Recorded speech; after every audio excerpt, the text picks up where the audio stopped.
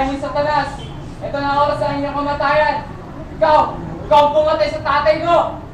Ganton, walang utang hindi nababayaran. Sugat!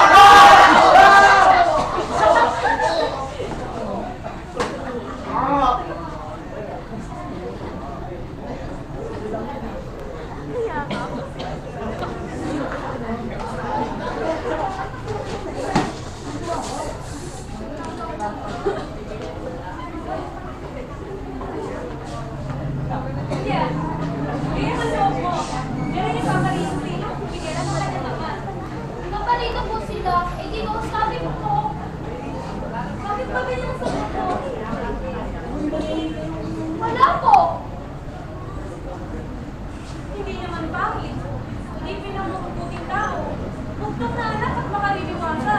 Ano ba ang hangarin mo? Ako po, ina ko, ay hindi naghahangad. Kapag ang tinuruan mo. Ang hinahangad ko lang po ay, Ayan o! Tunahan mo! Sabihin mo at nakatalastas ko. di ba naman ko na may gusto ng aking puso?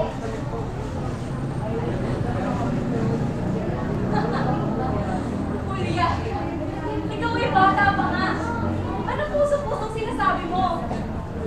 Totoo nga, noong unang dako, kapag may lalaking may ngibig, ay tinatanggap ng mga mata at itinutuloy sa puso. At kapag ngayon ay iba na, nagbago ng lahat at takbo ng panahon.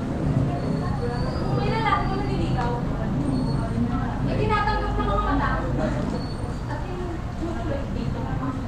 Dito sa isip at hindi sa puso. Nasisip ko ang ina ko, mga pangungusap ko. Siyang tunay. Ako po, ay di makasama. Sa masamang kalakalan ng panahon, dito po ako makatatakwil. Sa tapat ng puso, ng aking puso. Kuya! Tinawari! May kinalulugdan ka ng iba? Wala po. Kung wala, eh bakit ka sumusuway sa aking inaalok? Nalaman mo na? Nakagalingan mo sarili ang aking ninanais? Na kung